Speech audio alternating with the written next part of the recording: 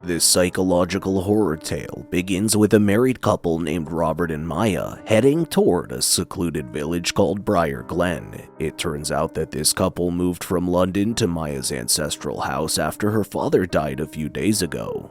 Maya was born and raised in this town, but Robert is a London native, so he's a little conflicted about this decision. In the next scene, the couple arrives at the residence and begins to settle in. Moments later, Robert is creeped out when a book falls on its own from the bookshelf, and when he reaches to pick it up, a door on the upper level stairwell opens on its own. Meanwhile, Maya opens the secret compartment on the floor and takes out a doll whose face is covered with a small piece of jute fabric.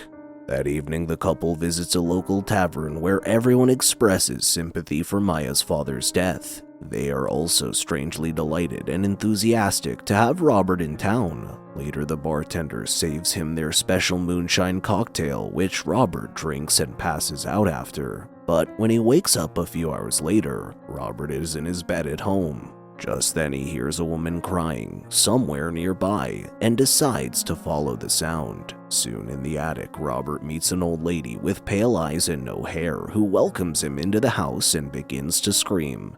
However, Robert suddenly wakes up from his sleep and finds that it was all a nightmare. When he asks what happened the night before, Maya explains that he passed out intoxicated and she had to bring him home. Then Maya seeks to get a little frisky with him, but Robert rejects her for some reason. It is then revealed that their unborn child was accidentally miscarried in London, and as a result of this incident, Robert has become estranged from his wife. Maya, on the other hand, tells him that she wants to try again and hopes that things will go better this time. Sometime later, while roaming around the house, Robert notices a torn picture of Maya with her mother. He recognizes the mother who has the same pale eyeballs as the woman he saw in his nightmare. Now, Robert proceeds to the attic where he discovers a painting named The Visitor Accepts, which depicts a man who looks eerily similar to him.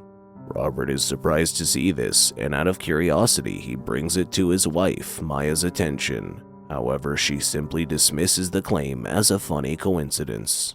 That afternoon, Robert walks to a local store to buy a newspaper and meets the store employee, Kathy. She's very surprised to see him and claims that they need to talk about something important. Afterwards, she tells Robert that art is a lie that makes us realize the truth, which of course, Robert does not understand. But when he returns home, he discovers a note in the newspaper that Kathy had handed him.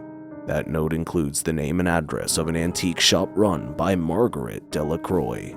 The following day, a memorial ceremony for Maya's late father, Edgar, is held. The town pastor, Ellis, explains that Edgar was a highly important person in their community who valued their heritage. Then, strangely, Pastor Ellis announces that the great Edgar Cartwell has returned. Kathy's also present during the memorial, but she abruptly vanishes sometime later. Next, Robert goes to Kathy's store to speak with her, but he meets another woman there. Instantly, the woman is overjoyed to see him and tells Robert that his arrival has brightened the entire village. In the next scene, Robert goes to the address given to him by Kathy, which is an antique store managed by a woman named Margaret Delacroix. Soon he finds a painting that looks like him in the store, where the man appears to be a Confederate soldier. It also features a note that reads, "The visitor watches it burn." Just then, Margaret arrives at the scene and she is shocked to see Robert there. She then advises him to return to London as quickly as possible because this place is unsafe for him.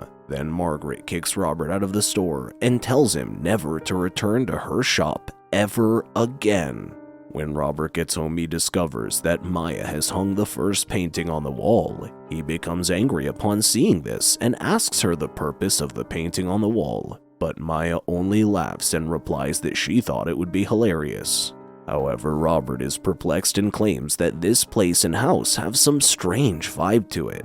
He then tells her about Margaret and the second painting he found in the store. But hearing this, Maya becomes agitated and explains how she is working on making the place their new home. But he's only obsessed with paintings that are centuries old. Feeling awful about the way he behaved, Robert assures Maya that he will devote more time to her and make this place his new home.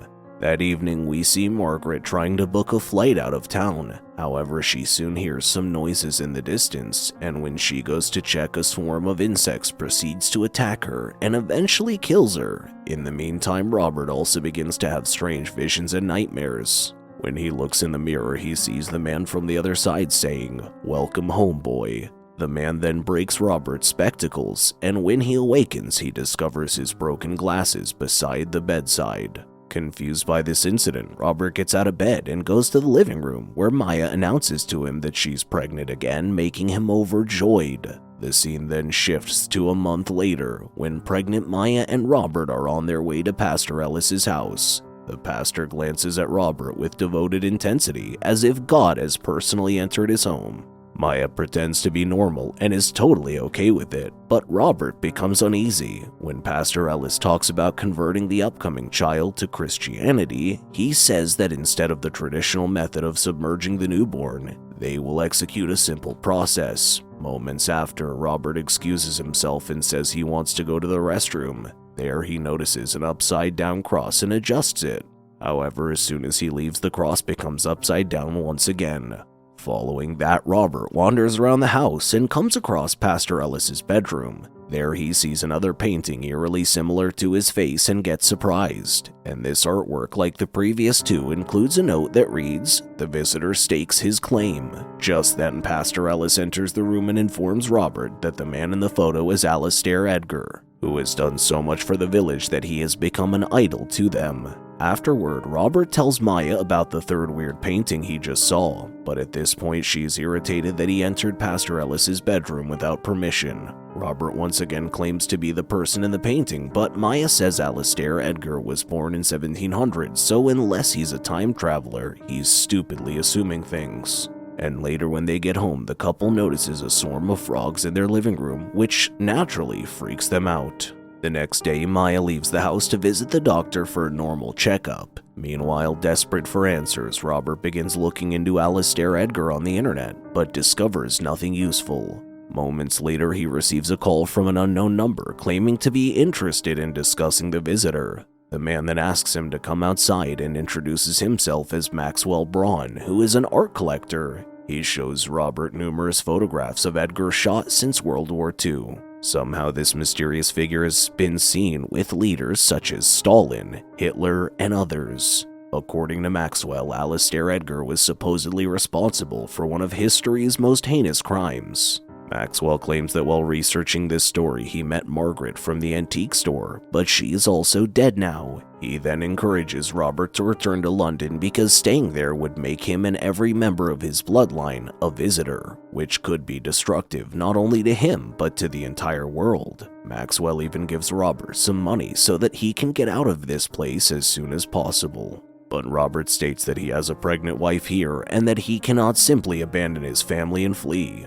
That evening while having dinner, Robert asks Maya to return to London because he does not feel safe for himself or the baby they are expecting. He then tells her what Maxwell has told him, but Maya begins to doubt Robert's sanity. She calls Maxwell crazy for believing in such things and says that this place is home to her and she doesn't want to lose it because of Robert's fantasies. Having no other option, Robert ultimately decides to stay in order to be with his family. Afterwards, we see him writing down potential names for his child. He soon falls asleep, but when Robert wakes up, the name list is gone.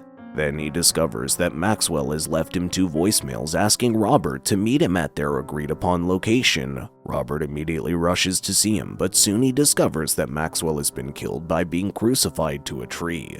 To make it more weird, the page of Robert's diary where he wrote all the names is also attached to the tree, and among all the names is Lucian, written in blood. Horrified by this, Robert arrives at the house to inform Maya of this, but she is nowhere to be found. He then discovers a box with a baby doll and a torn picture of a father snuggling a baby beneath it. When Robert compares it to the torn photograph of Maya and her mother, he discovers that they are from the same picture.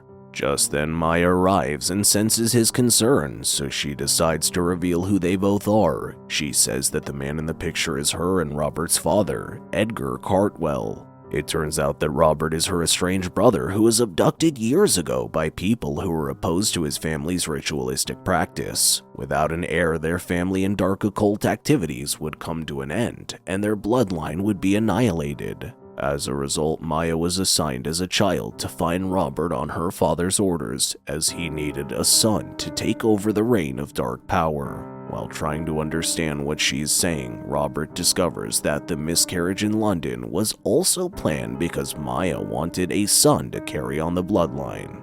Maya also reveals that all of Robert's nightmares were real. He was the one who killed Kathy with a snake bite in the middle of the night and was responsible for Margaret's death. Furthermore, Robert was the one who crucified Maxwell a couple of hours ago. Hearing this, Robert begins to get a panic attack and passes out. Meanwhile, Maya informs Robert that he feels dizzy because he's consumed a large amount of alcohol. She claims that the alcohol was laced with some herbs that will help him transform back into his original form, which is none other than Edgar. In the next scene, we see that Robert is beginning to transition into Edgar, while Maya's about to give birth. The ceremony is being performed by a coven under the supervision of Pastor Ellis. As the baby is born, the entire community gathers in robes and masks to chant. Pastor Ellis calls the newborn kid Baby Lucian, the god of fire, blood, and light. Furthermore, he advises Robert to raise Baby Lucian properly because he will be the one to carry out their evil lord's goal on Earth. Next, Robert awakens in his bed to the sounds of a baby crying. He then goes to see Maya, whose eyes have turned pale and appears to be a living corpse like her mother. Now Robert bids her farewell, and we see him putting the portrait somewhere else as a gift that will bring a new colony and a fresh new group of followers to the cult. This shows that Robert is now prepared to carry on the legacy of his ancestors by supporting his cult's expansion, and as the story comes to an end, Robert's devoted followers joyfully wish him farewell while he drives out of town. Make sure to subscribe and turn on your notifications so you can watch more videos like this. Thank you for watching.